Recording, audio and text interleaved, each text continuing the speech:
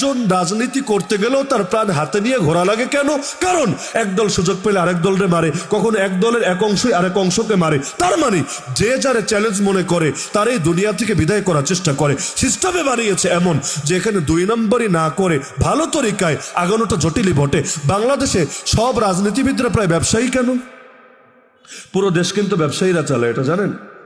সরকার যে আসুক বিষয় না, সরকার যেই আসুক, কিসেরই অনু সরকার আর আওয়ামী লীগ সরকার আর বিএনপি সরকার বিষয় না, দেখবেন ব্যবসায়ীরা ওদের পাওয়ার নিয়ে ঠিকই চলে। আমি নাম বলতে চাই না, বিভিন্ন বড় বড় গ্রুপ সবসময় দেখবেন সরকার যেই আসুক আকাম কুকাম করেও খুনের মামলা নিয়েও কোনো পুলিশ ওদের গায়ে টোকা দেওয়ার সাহস নাই, হাতে হ্যান্ডকাপ পরাবে দূরের কথা। এভাবে প্রকাশ্যে তারা চলছে। এমনকি তারা যে কর ফাঁকি দেয়, কি করে না করে, এগুলো তো সবাই জানে। আরে ভাই, এক এক নির্বাচনী হলফনামায় যে হারে লোকে মিথ্যা কথা লেখে, লজ্জা লাগে, লজ্জা। এসএসসি পরীক্ষা দিতে গেলে এর আগে বয়সটা একটু উল্টাপাল্টা লেখে অনেকে আর কি, ওই সময় বয়স। সেজন্য বাংলাদেশের অধিকাংশ মানুষের জন্ম 31 ডিসেম্বর আর 1 জানুয়ারি। মানে মোট নাগরিকের অর্ধেকই মনে হয় হবে 31 ডিসেম্বর আর 1 জানুয়ারি, আন্দাজে লিখেছে। একইভাবে নির্বাচনী হলফনামায় আসলেও আপনি দেখতে পাচ্ছেন কোটিপতি, সে লিখবে তার মাসিক ইনকাম মাত্র 30,000। আপনি বলবেন ও তো আমার চাইতে অধম। আপনি চিন্তা করবেন তো আমার চাইতে অধম। এখন যারে লিখছে সে টের পাচ্ছে না? পাচ্ছে। সিস্টেমটাই এমন, এখানে টাকা থাকলে সবই চলে, সবই চলে। এই হলো বাস্তবতা। এখনো কোন চেঞ্জটা হয়েছে, কোন সংস্কারটা হয়েছে? এই যে এত অস্ত্র লুট হয়েছিল জুলাই আন্দোলনের পরে, অস্ত্র তো উদ্ধার হয়েছে সব, তাই না? উদ্ধার হয়েছে না সব? উদ্ধার যদি না হয় এগুলো কি কাজে লাগবে? কি কাজে লাগবে আমারে বলেন? দুদিন আগে বা দুদিন পরে আমারে আপনারও শুট করা হতে পারে। যে যাকে যখন চ্যালেঞ্জ মনে করবে তখনই তাকে গুলি করা হবে। অথচ আল্লাহ নবীর আদর্শ যদি আজকে সমাজে জিন্দা থাকতো, কেউ কারো গুলি করার কথা চিন্তাও করতে পারতো না।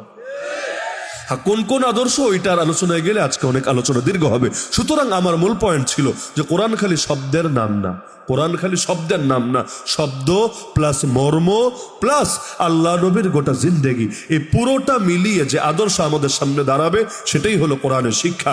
এই কোরআনের শিক্ষা সমাজে যত বাস্তবায়ন হবে ইনশাআল্লাহ অন্ধকার তত বেশি দূর হবে। হাদির আলোচনা যেহেতু আসলে একটা প্রসঙ্গ বলেই ফেলি। আমার মাঝে মাঝে চিন্তা হয়, এত বড় একজন প্রসিদ্ধ ফিগার, হাদি তো শহীদ হওয়ার আগে কম প্রসিদ্ধ ছিল না, তাই না? তার এক একটা ভিডিওর ভিউ তো ছিল মিলিয়ন মিলিয়ন। এমনকি যারা তাকে তখনও চিনত না, যেমন গ্রামের অনেক মুরব্বীরা যারা মোবাইল টোবাইল চালায় না, চিনত না। কিন্তু আল্লাহর বান্দা গুলি খাওয়ার পর যে 1 সপ্তাহের মতো হসপিটালের বেডে পড়েছিল, পুরো বাংলাদেশে আল্লাহ তারা এমনভাবে প্রসিদ্ধ করে দিয়েছেন, এখন গ্রামের অশিক্ষিত মূর্খ মানুষরাও তারা চিনতে বাকি নেই। তাহলে বলা যায় পুরো বাংলাদেশে সকলের নিকট অতি পরিচিত একটা নাম। এমনকি জানাজে আর কয়জনই গেল, ওই 10 থেকে 14 লাখ, এটাও বাদ দেন, এটা কোনো হিসাবই না। এক ঢাকায় তো মানুষ আছে 3,66,00,000। আরে জানাজে আর কয়জন যেতে পেরেছে? বাস্তবতা, তার জন্য কাঁদে নাই, তার জন্য চোখ থেকে পানি ঝরায় নাই, তার জন্য আল্লাহর কাছে দোয়া করে নাই, এমন মানুষ এই দেশে খুব কমই আছে। এরপর এইরকম একজন ব্যক্তির বিচার নিয়ে, তার খুনিদেরকে গ্রেফতার নিয়ে কি হারে টালবাহানা চলছে, অথচ দেখতে দেখতে মাস প্রায় হয়ে যাচ্ছে। সেখানে আমার আপনার মতো অখ্যাত অজ্ঞাত অপ্রসিদ্ধ কাউরে যদি রাস্তাঘাটে পাখির মতো গুলি করে ফেলেও রাখে, আমার আপনার জন্য কাঁদবেই কে, দোয়াই করবে কে, আর ওই খুনের বিচার আসবে, ওইটা এই দেশে আশাই বা করেন কিভাবে? এভাবে তো একটা সভ্য দেশ চলতে পারে না, এভাবে তো একটা মানুষের সমাজ চলতে পারে না। আরে কি বলবেন মানুষের সমাজ? মাঝে মাঝে সমাজ দেখলে মনে হয় আরে কোনো কোনো ক্ষেত্রে জানোয়ারের সমাজকে হার মানাবে। কবে শুনেছেন কোন জানোয়ার একজন আরেকজনকে রেপ করে, গলা কেটে, খুন করে এরপর লাশ গোপন করার চেষ্টা করেছে? কবে শুনেছেন জানোয়ারদের ভেতরে এমন কাহিনী? কিন্তু এই মানব জাতির ভেতরে, গাজীপুরের ভেতরে পর্যন্ত এমন ঘটনা চলে নাকি চলে না? আল্লাহ হেফাজত করুক, আল্লাহ আমাদেরকে ক্ষমা করুক। তো নামতে নামতে এত নামা নেমেছি, লাকাদ খালাকনাল ইনসানা ফি আহসানি তাকওয়িম সুম্মা রাদাদনাহু আসফালা সাফিলিন। ওই রকম আর কি, আল্লাহ বানিয়েছিলেন সর্বশ্রেষ্ঠ আর হয়ে গেছে সবচাইতে নিকৃষ্ট। এত বেশি নিকৃষ্ট, শুয়োর কুকুরের চাইতেও নিকৃষ্ট। আল্লাহ আমাদেরকে রক্ষা করুন এই নিকৃষ্টতা থেকে।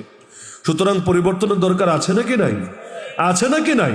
তা হাফেজ সাহেবরা 40 জন হাফেজ সাহেব সিনার মধ্যে কোরআনকে শব্দকে ধারণ করেছে, আলহামদুলিল্লাহ। এই বাচ্চাগুলোর মাথায় আমরা আরো একটা পাগড়ি পরাবো, যেদিন তারা এই কোরআনের অর্থকেও দিলে ধারণ করবে ইনশাআল্লাহ।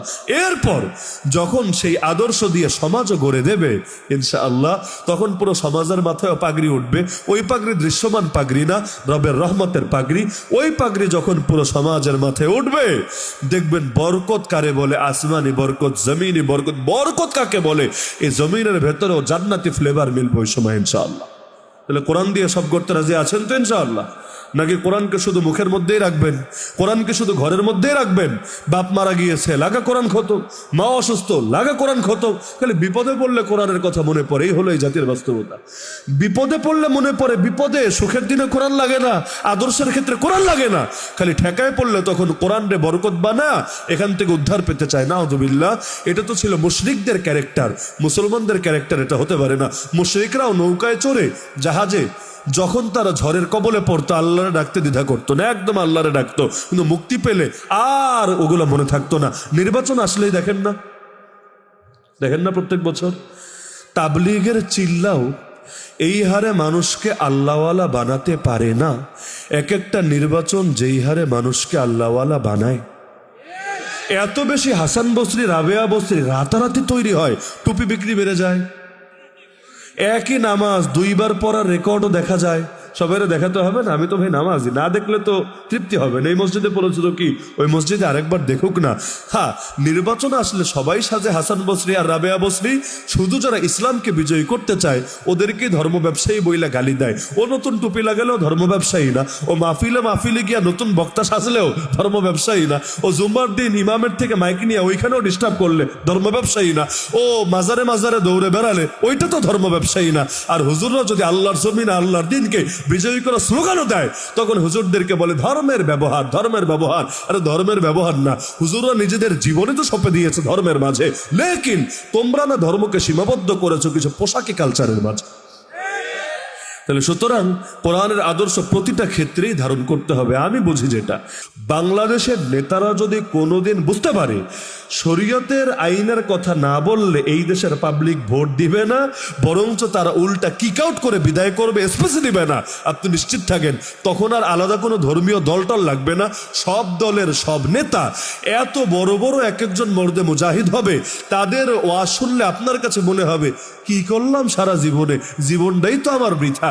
আরে আসল খাঁটি ইসলাম প্রেমিক থাকলে মনে হয় একটাই আছে, তাই না? তা সুতরাং নিজেরা এমন একটা চাপ সৃষ্টি করেন নেতাদের উপরে, যাতে অন্তত নিজের পদ পাওয়ার জন্য, নিজের গদি রক্ষা করার জন্য পূর্ণাঙ্গ ইসলামের পক্ষে আসতে এবং পূর্ণাঙ্গ কোরআনী শাসন কায়েমের পথ কথা বলতে ওরা বাধ্য থাকে।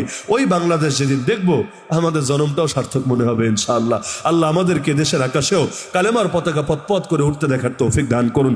আল্লাহ আমাদের জীবনের শেষ দিন পর্যন্ত দিনকে বিজয়ী করার মিশনে লেগে থাকার তৌফিক দান করুন।